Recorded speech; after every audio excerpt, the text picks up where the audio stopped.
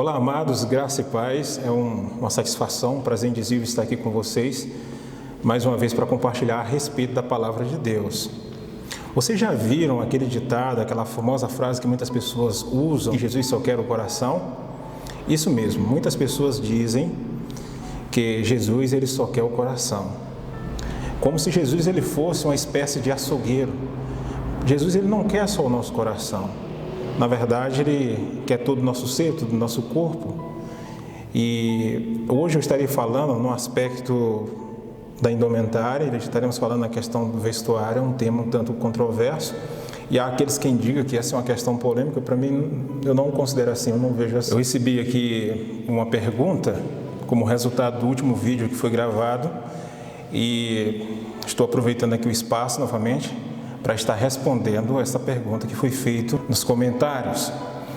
A pergunta é se a questão do vestuário está correlacionada com alguma espécie de idolatria, se exerce algum efeito sobre a espiritualidade, aquilo que você veste ou que você deixa de vestir. É mais ou menos nesse sentido a pergunta, parafraseando, que foi feita. Da outra vez, eu estive falando aqui um pouquinho a respeito do regime alimentar, comentando sobre Daniel.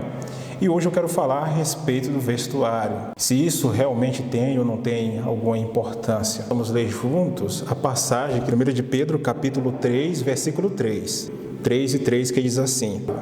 Olha que interessante. Vosso adorno não seja o enfeite exterior, como as tranças dos cabelos, ou o uso de joias de ouro, ou o luxo dos vestidos. Olha que interessante.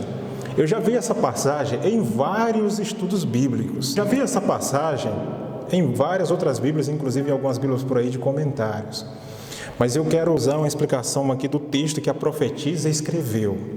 Em 1898, Ellen G. White, ela comentou esse texto em um manuscrito amplo. E eu quero trazer para vocês aqui um extrato desse manuscrito, onde ela explica essa passagem, 1 de Pedro, capítulo 3, versículo 3. Olha só o que a serva do Senhor fala acerca desse texto, a questão do vestuário. Ela diz assim: há ídolos acariciados em nossas famílias e em nossas igrejas hoje, que tem sobre nós a mesma influência que o bezerro de ouro teve sobre os israelitas.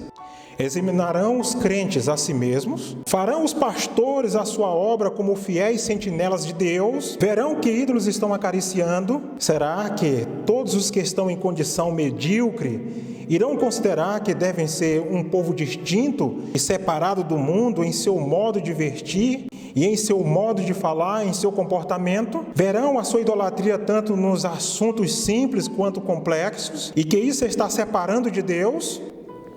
Quando vêm reprovações, ficam envergonhados, mas não arrependidos. E tem mais, irmãos. Tem tido grande luz, grandes oportunidades, preceito sobre preceito, regras sobre regras, mas o orgulho brota e floresce em seu vestuário, revelando os pensamentos e propósitos do coração. O que é que brota de forma frondosa no vestuário dessas pessoas? O orgulho. Por que muitas pessoas têm dificuldade com a questão do vestuário? Por conta do orgulho. Na introdução da leitura do texto aqui que eu li do manuscrito 52, vocês observem que ela falou que há ídolos acariciados entre nossas famílias, que exercem a mesma influência que o bezerro de ouro lá no deserto. O que o bezerro de ouro fez, meus irmãos, com o povo? O que o bezerro de ouro fez? Quando Moisés desceu do monte, que ele viu o povo idolatrando o bezerro de ouro, o que foi que ele fez com as tábuas da lei? O mesmo Moisés que tinha intercedido por aquele povo lá em cima, lá no monte, quando ele viu aquela situação, o povo diante do bezerro de ouro, a influência que o bezerro de ouro tinha exercido sobre eles, o que Moisés fez?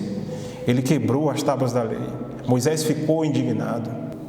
E aqui está falando também dos ministros, está falando dos pastores. Esse texto é muito solene.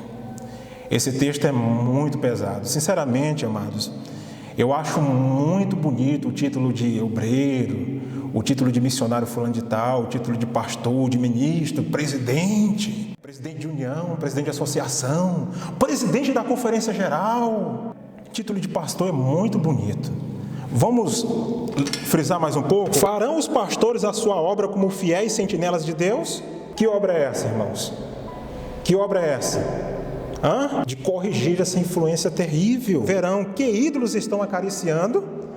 Outra pergunta ela faz. E diz mais: será que todos os que estão em condição medíocre, ela chama de condição medíocre, irão considerar que deve ser um povo distinto e separado do mundo em seu modo de vestir e em seu modo de falar e em seu comportamento? Irmãos, o modo de vestir, o modo de falar também mostra se você é ou não é um povo separado. Não basta você só falar bonito, não basta você pregar bonito, não basta você sair fazendo campanhas, distribuindo literatura, dar não sei quantos estudos bíblicos.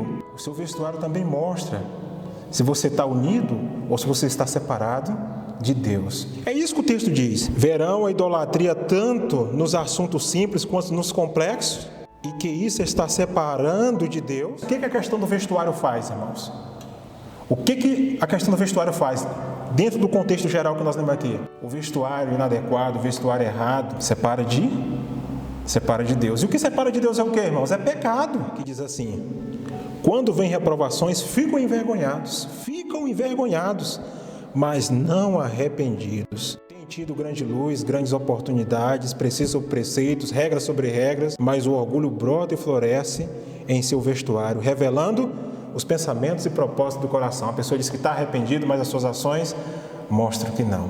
Que Deus tenha misericórdia. Não quero eu atacar ninguém, meu intuito não é atacar, não quero atacar cabeça. Uma coisa você tem que colocar em mente: não podeis agradar dois senhores, porque agradará um ou desagradará a Deus. O meu apelo é que você atenda às advertências do Senhor. Que o Senhor esteja conosco, em nome do Senhor Jesus.